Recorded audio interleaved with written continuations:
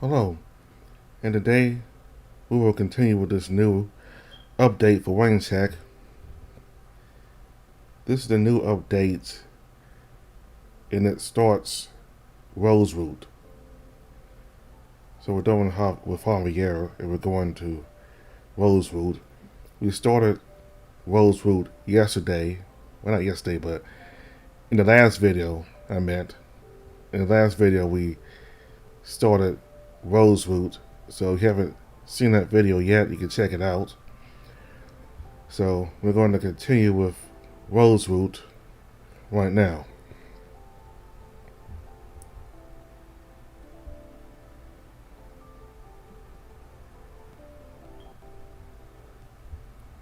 So, yeah.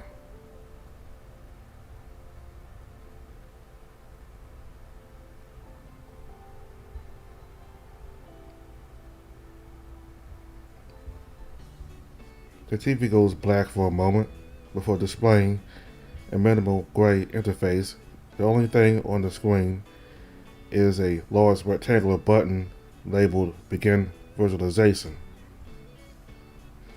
David returns carrying 3 pairs of goggles that look almost like snowboarding gear. Alright, put these on. He powers them up, handing a pair to each of us before fiddling with his own. What exactly are we doing? Oh, that's right. I forgot to explain. We're gonna go visit our memories. It'll be fun. Huh? What do you mean, visit our memories? My dad explained it to me, but I forgot all the crazy technical details. Something, we can go back in our memories and check things out. It's like Street View, but for our memories. And this is safe, right? Totally. And all you gotta do is put on these goggles. There are no wires, tubes, cables, or anything else. Here, I'll show you. David puts the goggles on and presses the begin button. I hold my breath with nervous curiosity as the TV shifts into an eerie gray tone, then breaks into a mess of static. And now, I press this button on the laptop and think of a memory. We both watch, eyes widening, as the static begins to shape itself. The image slowly stabilizes and becomes clearer. Within seconds, the static fades entirely, replaced by an image of lush plants and colorful flowers. Hey, isn't this the gardens in the Grand Marine? You got it. I'm thinking about how we met. See, that's me, and that's you over there. I stare at the screen, confused by what I'm seeing. What do you mean that's you? I thought this was your point of view. David scratches his head. It's obvious he doesn't fully get it either. Try joining me here. It'll make more sense. Just put the goggles on and you'll see. Okay. I pull the strap over my head and carefully adjust the goggles. A bright flash blinds me momentarily, and it takes a second for my vision to settle. Whoa, this is trippy. So it's like I'm in your memories, but instead of your perspective, it's a third person. Yeah, that sounds about right. How do we move? Just think about it, and you'll move inside. My view suddenly lurches forward, the surroundings blurring and stretching as if the system's catching up. But wow, this is making me kind of dizzy. You'll get used to it. Try thinking about where you want to go instead of actually moving. My perspective slows and it starts to feel more like walking. The plants, the ground, even the ceiling, it's all here. Yeah, isn't it cool? Dad said they were trying to add sound later, but for now, it's just walking around and observing. I turn around and spot Ro standing behind me, taking in the scenery. Look guys, if you come over here you can see me and Mr. Theodore chatting. And look, this is where Mr. Theodore takes my camera and helps me. This is crazy. Why do I look so detailed? Well, you were what I focus.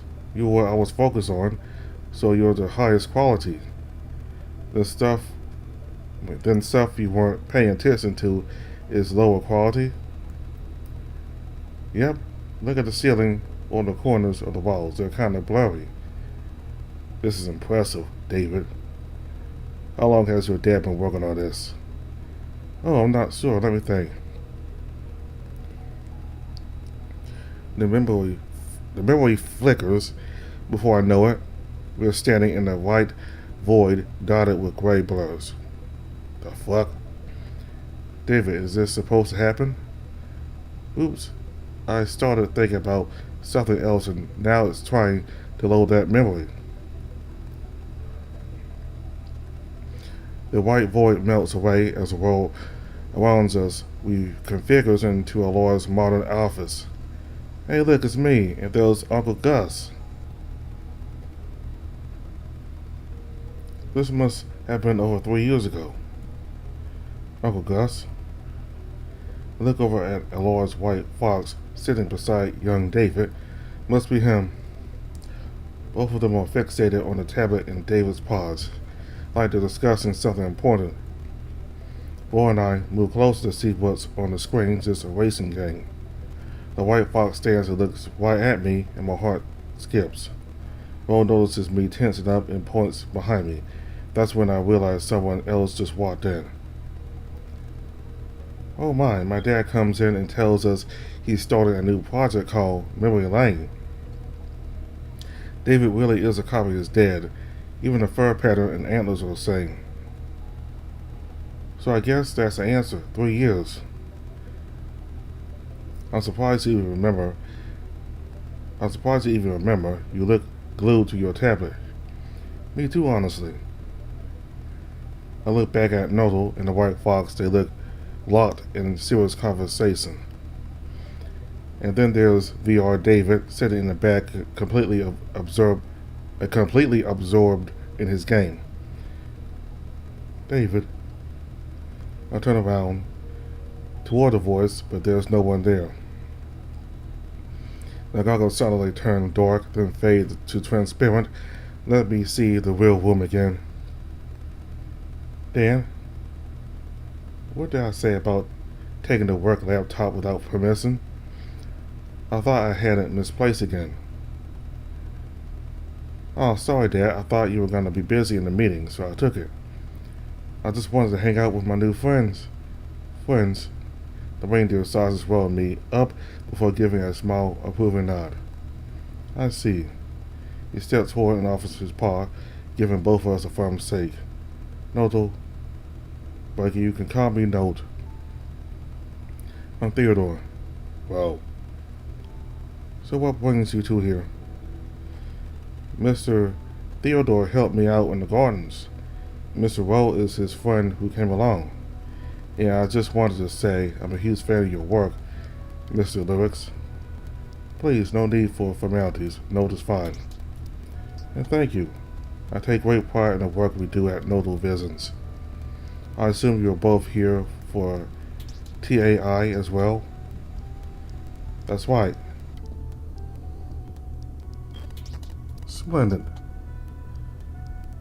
Well, you already gotten a first-hand look at one of the prototypes I plan to showcase later this week at my keynote.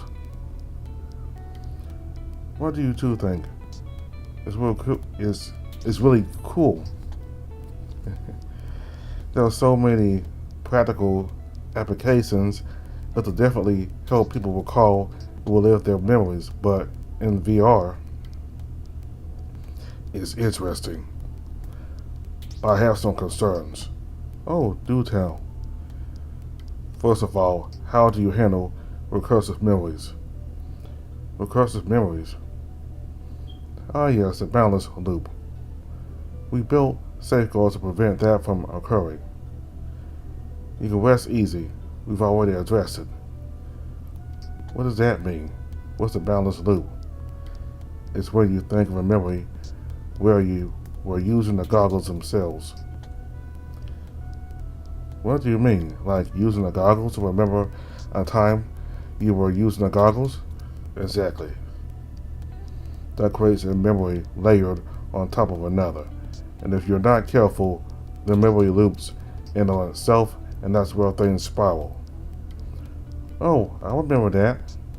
Poor Fred, he had to go to the hospital after he went in the sink. No, David. Fred's situation was due to his own misuse. It had nothing to do with the balanced loop. Still, we've installed safeguards to prevent that sort of scenario. If you try to recall a memory where you were using the device, the system simply blocks it. We're also working on a more robust solution to be included in the next iteration. Any other concerns? I assure you, our researchers and developers have covered nearly every edge case at this point. Just one more. What about false memories? Notal pauses, his eyes narrowing slightly as he thinks through the question. Yes, false memories. That was one of the toughest challenges during development. Unfortunately, we don't yet have a reliable solution, but we're actively working on it. So I could just imagine something. I just could imagine something in the system were treated like it actually happened. Not exactly. Imagination and long-term memory are stored in different areas of the brain, though they are closely connected. What this means is the system can't always tell if what you're remembering is accurate or altered. That sounds worrying, yes. We're very aware of it.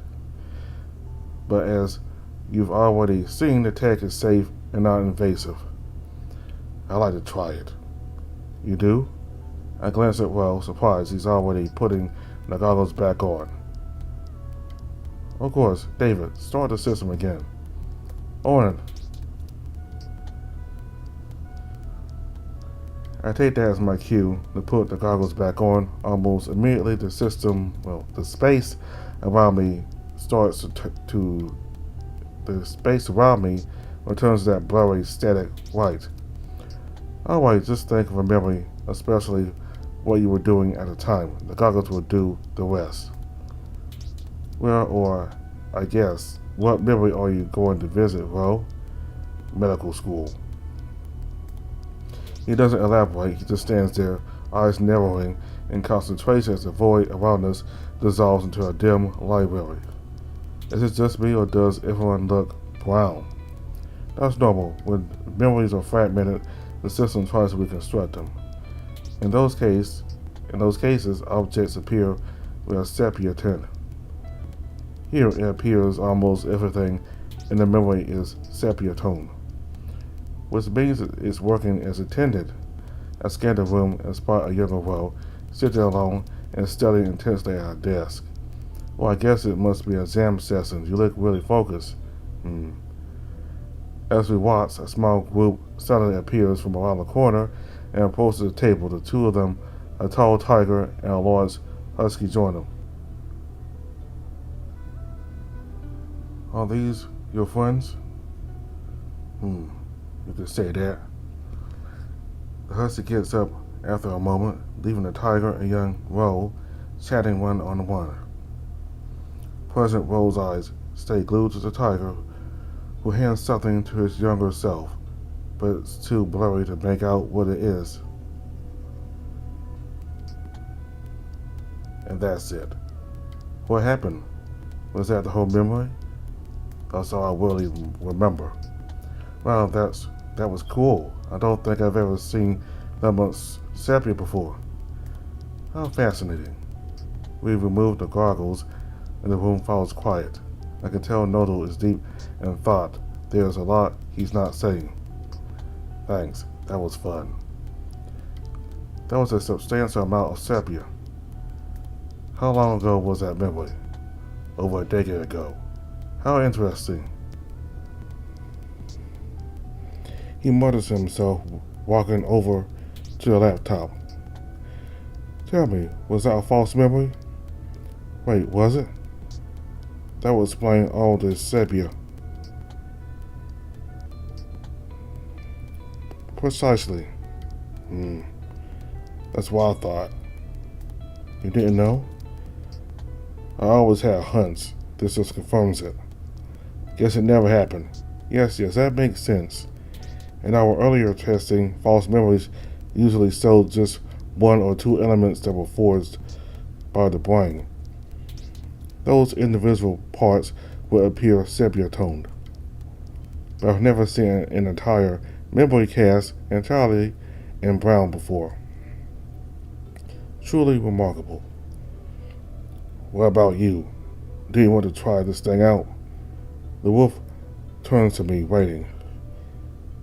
Yeah, Mr. Theodore, it's your turn now.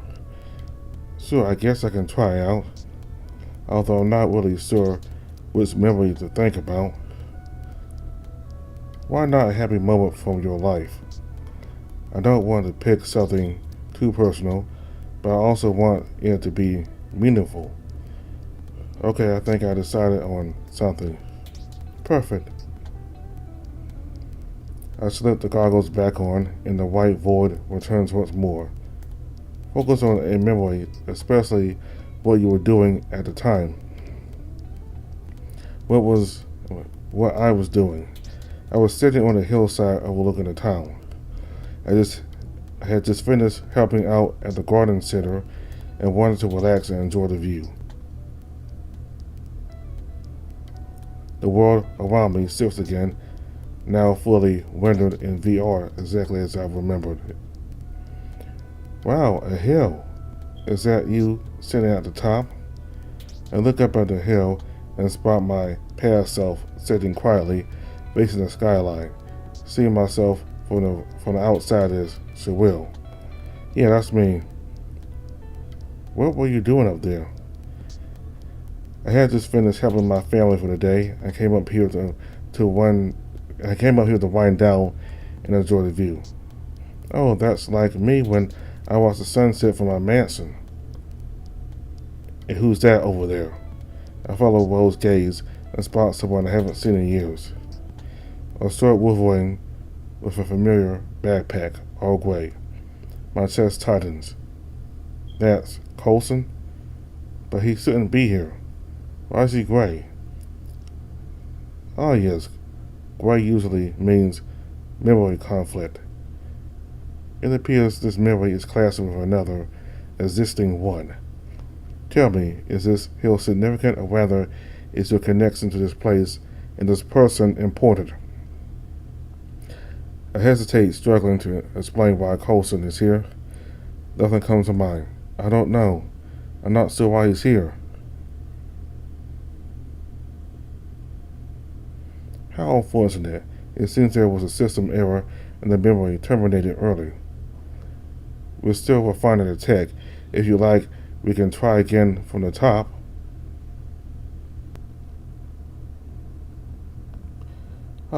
That's okay. I think I'm good.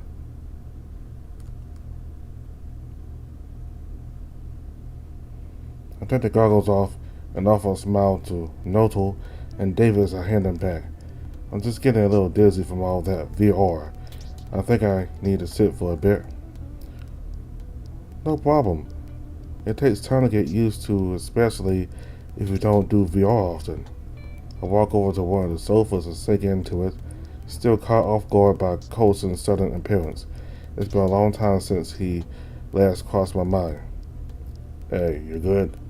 You don't look so hot. I'm fine. The goggles were just a bit uncomfortable. Do you guys want to do something else? I was gonna suggest video games, but if you're dizzy, maybe we should watch a movie instead. Sure, we could do that. In that case, I'll take the laptop and head out. Thanks again, take care. It was a pleasure having you both here with my son. It was a pleasure to meet you, Mr. Lyrics. Notal gives us a small smile before picking up the laptop and vanishing in one of the many doors.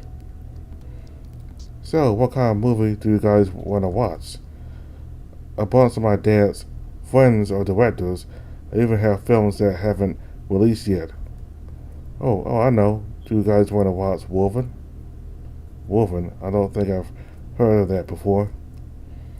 Really? It's a foreign film, but it's super hype. Okay, what's it about?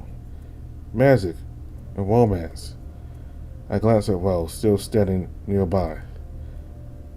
I'm down. You want to watch that? Rose gives David a bored look and shakes his head. It's getting late. I think I should go. Oh, really?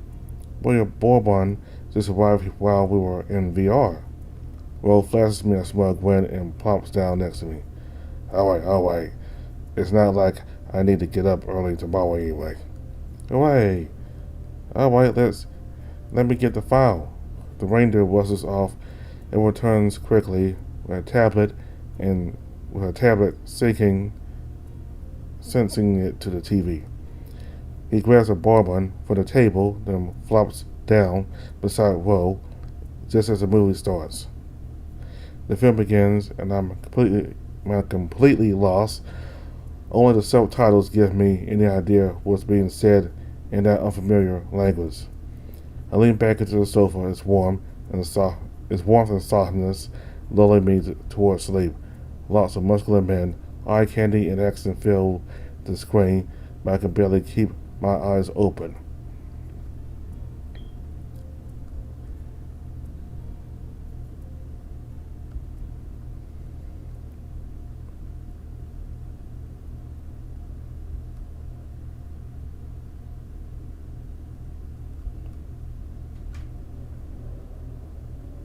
There are some gray clouds outside, but it doesn't seem like it's raining yet. Alright, this is my chance then. Maybe I'll walk around the block, grab some coffee, check out some stores, and head back before it starts to pour. I make my way outside, letting the sense of adventure take over me. It doesn't take long before I come across a busy local coffee shop. If it's this popular, it must be good, right?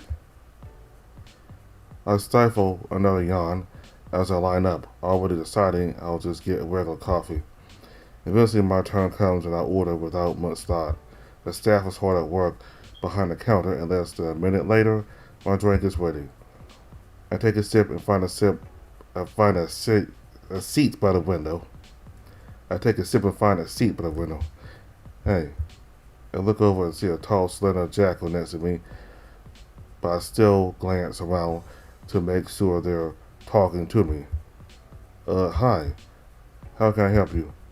He returns a warm smile, nodding reassuringly. I was just sitting down when I looked over, and I couldn't help but notice. You look awfully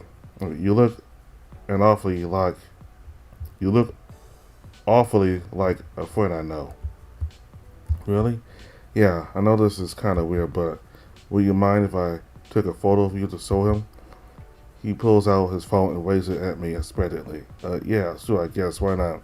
Thanks. He leans down and aims his phone towards us. Thanks, man, I can't wait to show him. He's going to be so shocked. No problem. By the way, the name is Jay, Theodore. He extends a paw for his sake, catches me off guard, but I go along with it to avoid being awkward. So, you come to this coffee shop often?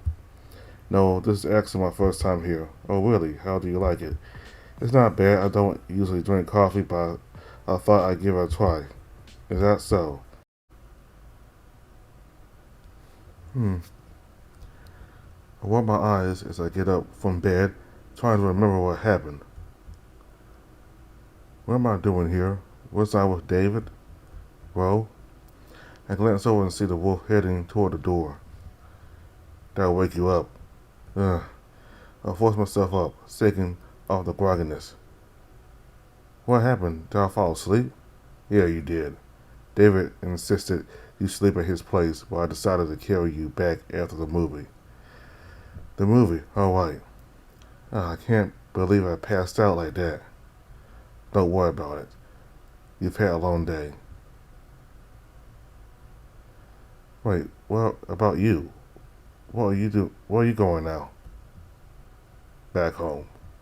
I'm checking out early. Gotta continue with the investigation tomorrow. Oh, so you're leaving? Yeah. But wait, with my mind still half asleep, I realize I just blurted out something without thinking. I mean, do you have a minute? What is it? I sit back down on the bed, looking down at the floor, trying to find the right words. I'll be okay, right? Those texts I got, I don't have anything to be concerned about. You should be fine. If we follow Javier's line of reasoning, you don't have anything to worry about. If something were going to happen to you, it would have already happened.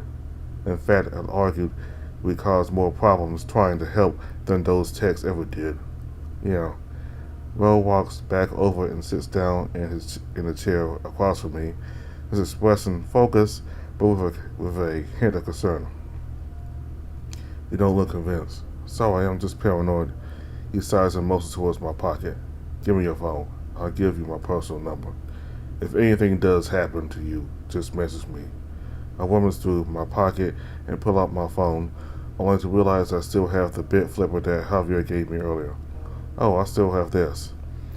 I saw Ro, the bit flipper, when I unlocked the phone. Ugh, I can't be bothered. Plus, he has like a million of those. Just keep it. Are you sure? If he really wants it back, he'll come and take it back from you. He takes my phone, taps at his number, and hands it back to me. There. Now you can rest easy. Thanks. Something's still bothering you. I can see it. You can? You need some rest. It's been a long day. Have fun with the rest of your stay at TII. And be more careful. Rose stands up again, and though I want to ask him more questions about what he meant, I know I'd just keep him here longer than necessary. Thanks again, Ro. See ya. And just like that, he's gone. I lay back down trying to process what the heck happened today. There were so many things, it all feels like a blur. I'm not even sure how I should feel right now. Relieved it's over, sad that I'm alone again, upset that I'm still thinking about Coulson. I buried my head into the pillow and let out a long sigh. Sour and sleep, that's what I need. I'll think about this tomorrow.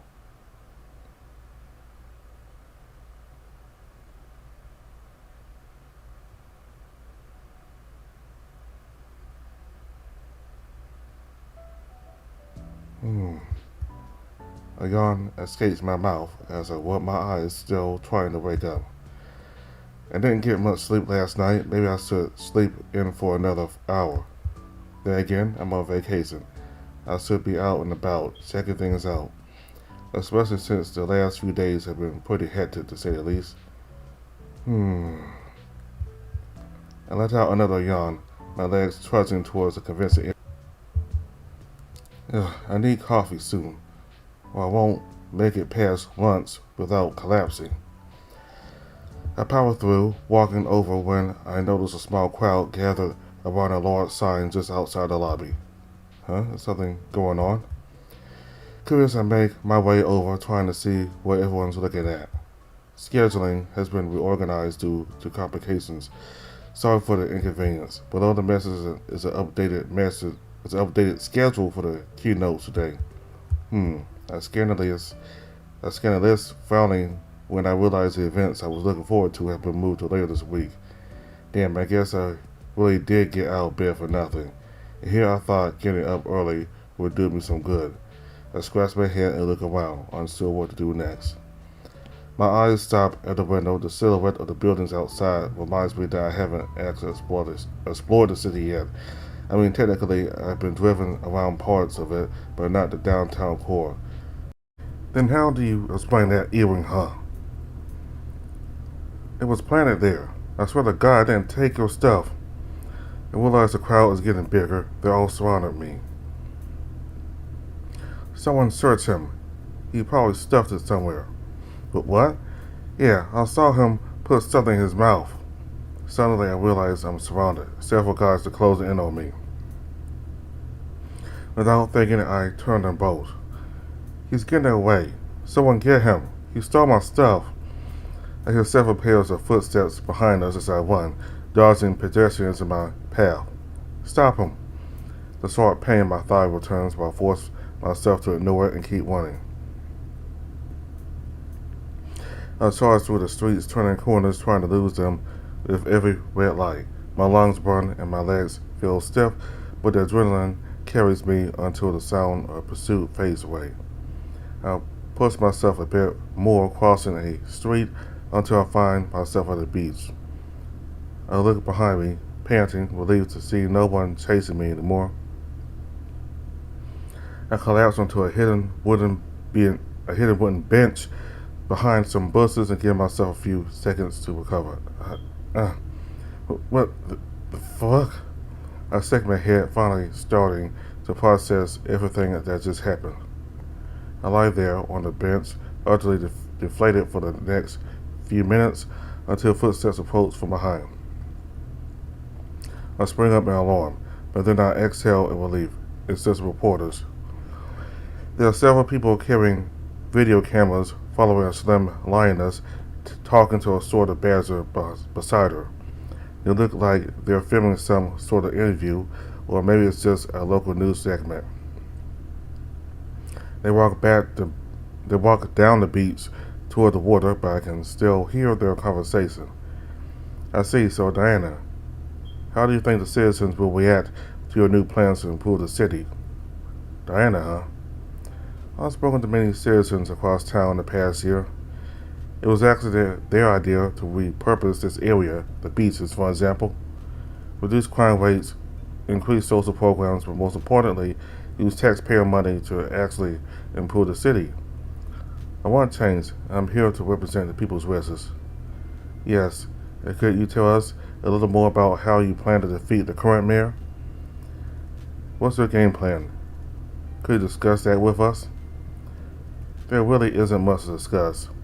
Most citizens know Castleton is funded by big corporations and favors the CEOs who lobby against City Hall decisions.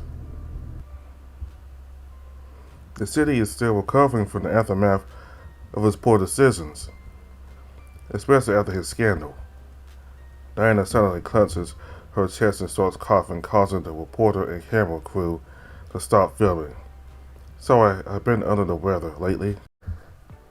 He chuckles and gives me an inquisitive stare, almost like he's trying to study me.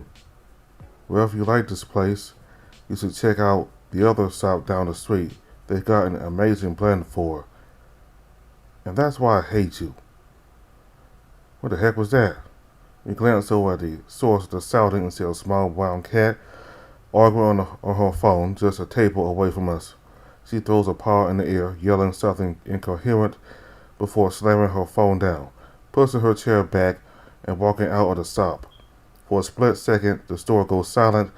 Everyone else looks just as stunned as I feel, still trying to make sense of what just happened. Jay and I glance at each other, unsure if we really saw what we just saw. What was that about?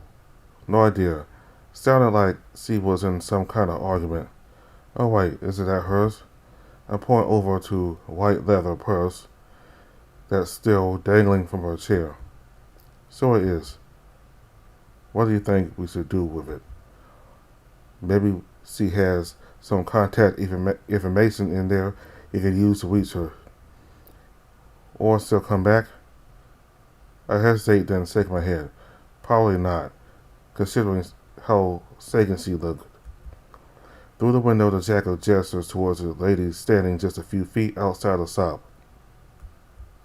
Actually, she's just outside the store for now. We can probably return it to her now before she leaves. I nod and reach out for her purse before calling after her. But wait, miss. Several people turn to look at me, and my face flushes red from embarrassment. I didn't realize how loud I was shouting. I looked to the window again, but this time she's gone from my view. She couldn't have gotten too far. I exit the store and turn the corner, spotting the cat jogging back toward me, waving when she sees the purse in my hands. Hey, that's my purse. Yeah, I was trying to return it to you. You forgot it inside. Silly me. I've been so scatterbrained today. Thank you so much. You're a lifesaver. I return her purse and smile. No worries, just happy I was able to find you. Hold on. The woman digs through her purse frantically, then looks back at me. Where's my jewelry? Huh? My jewelry. It was just here. My diamond necklace and platinum earrings. Ah, there you are, miss. I turned to see Jay staring at me and the cat. There you are, Jay. Tell her that I didn't take her stuff. He just stares back at me, expression blank, almost rehearsed. Jay, I'm not Jay. And more importantly, don't try to change the subject. Huh? I saw him digging through your purse, miss. What? No, I never opened her purse. I didn't take her jewelry. I shook my head in confusion and shock. Had I been set up? Well, I was here before, and now it's not. Why don't you check your pockets then? I panicked and started digging through my pockets. See, I didn't take your jewelry. Then what's this? The jackal points at my feet and I spot a small wing on the ground. She squats down to pick it up, her face filled with shock. That's my earring. Are you sure? I blink at the earring in disbelief. What the hell's going on? See, it came right out of your pockets. No, this is a huge misunderstanding. I glanced around, realizing a crowd was starting to gather around us. This is bad. I'm being framed. Hey, where's the rest of her jewelry, man? Wait, what do you mean rest? How should I know? I didn't take it. I began to panic, realizing the mess I'm in. Another man approaches, tall and lean, pointing directly at me. Hey, I saw him digging through her purse. Give her stuff back. You know how expensive those earrings and necklaces are. Give it back, I'm demanding $4,000. I'll press charges, you creep. $4,000. I swear to God I don't have your accessories. Let's film the rest of this later. The group walks away, and I stand up, deciding it's time to move on. Hey. A stern voice echoes behind me. I practically jump, but the panic fades when I turn around to see it's just Ro. Oh, hey, Ro. Jesus, relax, it's just me. Wasn't expecting to see you here. He scratches his beard and raises a brow as he checks me out. What the hell happened to you? It's a long story. What about you? What are you doing here? He points down the beach towards the harbor, a half-mile away. Investigating. You? I was running away from a group of scam artists. At least I think they were. They set you up. I sighed, feeling like an idiot as I recount the events. Yeah, some lady left her purse in the coffee shop, and I ran out and tried to return it to her. And then she accused you of stealing her stuff and demanded money. Yeah, how'd you know? It's one of the oldest tricks in the book. How much did they demand? 5,000? 4,000? Huh, I was close. He chuckles playfully and smirks. Well, at least you managed to lose them. Yeah. I glanced back toward the city, feeling a knot of paranoia tighten in my chest. My eyes dart across the sidewalk, scanning the crowds. And that's when I spot them, the jackal and a few men standing across the street, staring straight at me. Crap, they're here. I duck instinctively, hiding behind roll for cover. Don't tell me those scrawny-looking guys are after you. The jackal and his guys, yeah. Hey, there he is. We don't want any trouble, buddy. Get back the lady's jewelry or else. I peek over and see that we're surrounded by the jackal and 3 other men, all glaring at me. Oh, fuck off. You didn't steal shit. Yeah? And that's your word against ours. We all saw him steal the jewelry from the woman's purse. That's right. You got nothing on us. You're all bark and no bite. And who the hell are you? Start defending a thief. Well, what should we do?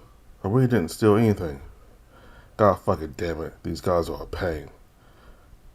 Well, right here, you know. Go scam someone else, if you know what's good for you. Is that a threat? You think we're scared of you? That brat has to return the stuff or pay. Let me ask you guys this. Why do you care so much? Don't answer. We already know why. You 4 are just low-life scammers preying on innocent people trying to extort them with your little city gangs. Am I right? One of the men lunges forward, throwing a punch at Ro. He He steps aside, and the man tumbles into the ground. I slowly stand back, trying to distance myself as another man lunges at Woe, this one carrying a small knife. Woe dodges him at the last second, tripping him into the sand as well. Come on, really? This is embarrassing. A much larger man rushes forward, attempting to tackle. Woe stops him in his tracks, matching his strength before lifting him and flipping him to the sand. That's three. But where's the jackal? I scan the beats, the three men still struggling to rise, as the last guy is nowhere to be found. Where's that damn mutt? In a flash, the jackal lunges out from the bushes beside us, tackling Woe. Jesus fucking. A brief scuffle ensues, but Woe manages to toss him back into the bushes. One. The remaining men struggle to follow, darting through traffic and disappearing into the city. Phew. That was intense. Bunch of amateurs. The people at the power plant put up a better fight than that. You alright? Yeah, I'm fine. Oh no, whoa, your arm. I point to the sleeve, stained with blood, some even dripping down onto the sand. Shit. He clutches his arm, his expression more annoyed than pained. And I just had this cleaned. Are you okay? Does it hurt? I'm fine. One of those bastards must have grazed me. He pulls up his sleeve, revealing a long, bleeding cut. That doesn't look fine. That looks like a deep cut. I'm fine. My eyes dart between the cut in his face. I think we should take him to a hospital. I said I'm fine. Blood trickles down his paw as he clutches the wound tighter. No, you shouldn't be bleeding this much. This is serious. The wolf finally inspects his injury, sighing defeat. Not ideal for the investigation, but I guess I should. My ears flatten, guilt washes over me. Oops, that's right. I'm sorry. I didn't mean to interfere. Shh. I could have walked away. It was my decision. Now, if you don't mind, I'll be heading to the hospital. Rose starts walking towards the road. Hey, you're not walking there, are you? My car is parked just across the street. You're driving? How are you supposed to drive with a gas like that? I still got my other arm. But you'll need that to stop the bleeding. I can drive you to the hospital. I blurted out, feeling bad that he's in this condition because of me. Technically, I can drive, even if it's been years since I last did. Rose doesn't respond right away. He just keeps walking to the car. Hey, this is serious. Look at the trail of blood you're leaving. Let me drive you. I follow him to the car, still waiting for an answer. He leans against the car door and grunts, clearly annoyed by my persistence. Fine. Keys are in my pocket. I'll tell you how to get to the hospital. I smile, relieved that he's not too stubborn to listen. I carefully reach into his coat for the keys, doing my best to avoid the blood that's now soaked through his sleeve and pants. Yeah, let's get going. We continued.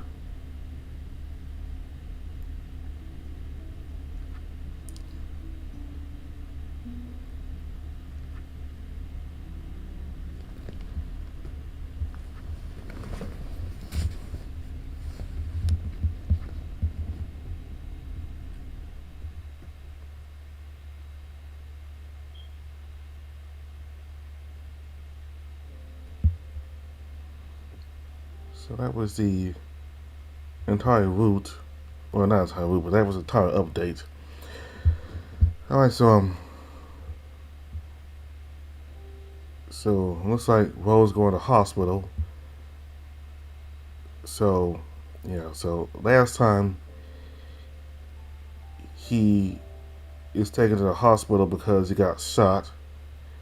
And this time he is getting taken to the hospital because that slash by those guys who, those scammers, one of them must have slashed him in the arm. So, and there's a bunch of blood leaking from him. He's losing a lot of blood. So, after a lot of persuasion from Theodore, Rose decided to Will decided to agree with Theodore reluctantly. He kind of proud. He's a proud man, and he doesn't want to, you know, stop the investigation. He wants to keep going. He doesn't want to show any kind of weakness. But Theodore's white. You gotta go to the hospital. So looks like something's gonna happen at the hospital. We gotta meet. I guess we gotta meet the characters we saw last time, like the boar, the boar who from that from the dock. I guess we're gonna see him again. I guess because we're going to hospitals in both routes now. Though the causes of them having to go to the hospital is over different reasons. In Javier's route, Rose goes to the hospital because he got shot, and it looks like in Rosewood he's going to the hospital because of these scammers. Scammers slashing his arm and blood dripping. Can't talk. All right, so we got to see the person running for mayor, that lady that we also saw in Javier's route. Theodore and the boy got to talk to her while they were in the hospital. We got to see her now being interviewed about her campaign and what she's going to do for the city and how she's going to defeat the corrupt mayor. And around that guy who scammed Theodore, I knew there was something fishy about him. Like she said, like somebody was, I don't know, kind of interested in Theodore. I mean, my reaction is that why would you need to film Theodore? I mean, and show it to somebody. I knew from the start there was something weird about that. And Theodore is he's a little gullible. I mean, he's not dumb, but he's kind of gullible and naive. He's a little too trusting, but I mean, I wouldn't have done that. I wouldn't have taken the picture with a guy there. And what reason would he really have to take a picture with Theodore? We know now that he was a scamming. So that was like a trick. And the lady leaving her purse there like that to go outside, and Theodore taking the purse to give it back to her, but she only did that to make it look like Theodore was taking her jewelry, but leaving the purse out there like that, because he knew that somebody was gonna get the purse, and so they could frame that person, and that person ended up being Theodore. So so we got to see the newest invention from David's father, who we get to see now. We didn't see him at all in Javier's route, but we get to see him now in Rosewood. So kind of strange that he was very welcoming towards Theodore and Rose, because usually, a complete stranger, these two complete strangers, usually you'll be wondering, what are these people doing in my house or my apartment? And being a witch guy, kind of assumed he might have been this witch snobbish guy, and would have told him, what are you people doing in my hotel room? And he would have gotten he would have called security on Roe and Theodore having Kent out, but instead he seemed to to, he seemed to have gotten to know them more. And as soon as they talked about who he was, he and the fact that they and Theodore telling him that he came to this convention so he could see his invention. That's where he got really excited. And yeah, he seemed to be Notal or Note. He seemed to be excited when people talk about his inventions. He's more than happy to show off his inventions to anyone. So he seemed to be a nice person there. We got to see his invention, and basically with eye goggles, you can think of any memory you had in the past, and you get to see that memory on the screen. You get to see yourself and what was happening around you. There are some flaws in it, and Roe brought up, I think, reflective memory or reflexive or whatever term he used. But basically, like, if you put on some goggles and you think of yourself having goggles on, like you wear the goggles and you remember yourself wearing those same goggles, then something about memories piling up and can cause an issue, I guess, with the scene. So yeah, and Notal doesn't seem to be all that phased about the flaws. He seems like either there not that much in flaws for the machine, or if there are some flaws, he believes he can have them fixed.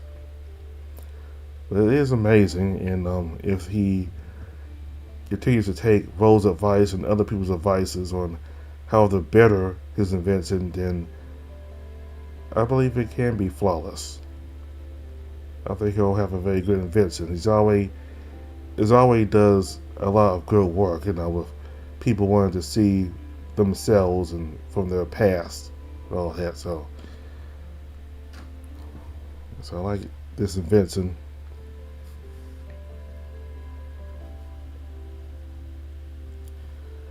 Alright, so let me look at this here.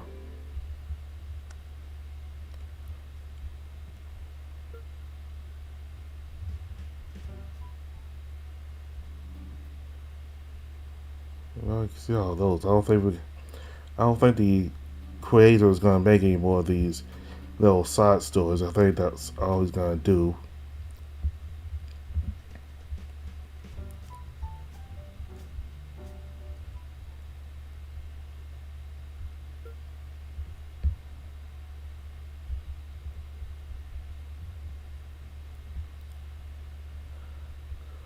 Let's see if anything's been added for this new update.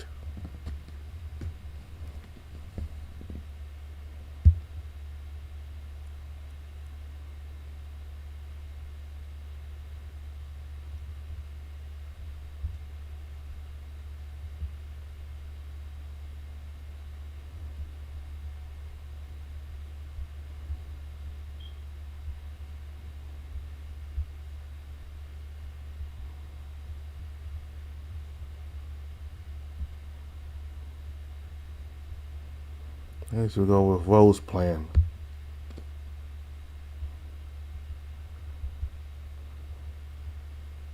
Did a stakeout near the power plant. Followed the mark into the hotel. Had dinner with Theodore. Visited David. Went into Theodore by the harbor. In a document. Okay, so got some new information from the document, or the case report that Ron made. So yeah,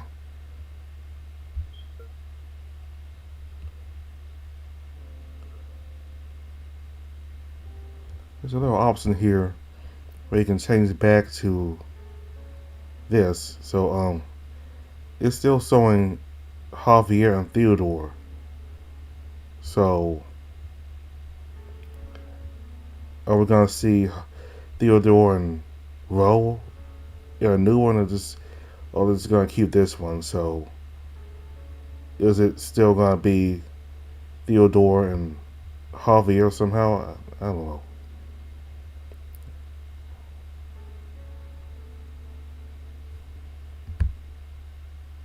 I don't know. I think if this is Rosewood, we would have Theodore and Javier. I think we would have Theodore and Ro together instead of Theodore and Javier. Since we're on Rosewood now, but anyway. All right, so apparently there's also a little promotion of a new VN. You know that part where David, where after he sells him the invention, he has both Ro and Theodore look at a movie of his, and it's a new movie. It's called Woven, and it's basically like a furry visual novel. Is basically, it's a movie about large, muscular men in some kind of fantasy setting in eye candy. That is a new furry VN, a new that's new furry VN that the creator of this game is about to release soon. So yeah, he's doing a little self promotion on this VN for a new VN he's doing. Kind of clever, but yeah, that's the newest project the creator for this story he was about to do. So the updates for Rosewood might be a little slow. So I don't think I'll play it once it comes out. So yeah, that's basically, if you saw that part where David sold a movie and Theodore gave his description of it, then you know what to expect in that story. Hot, muscular men.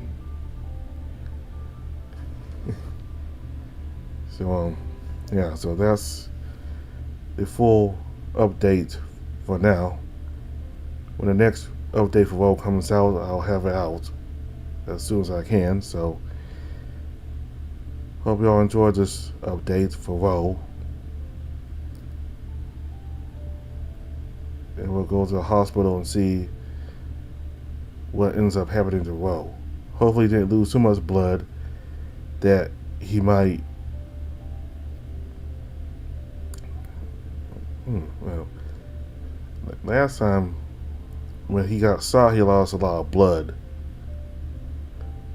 So with him getting dashed, with getting slashed in the arm, he loses so much blood. Will he lose his memory also in this part here too? Now, that's what I'm wondering.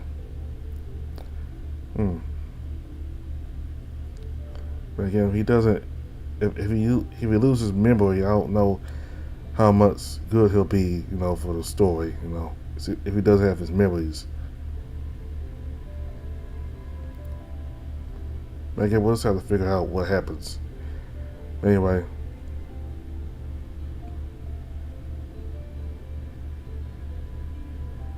that's all for now. Thank you all very much for watching. Bye.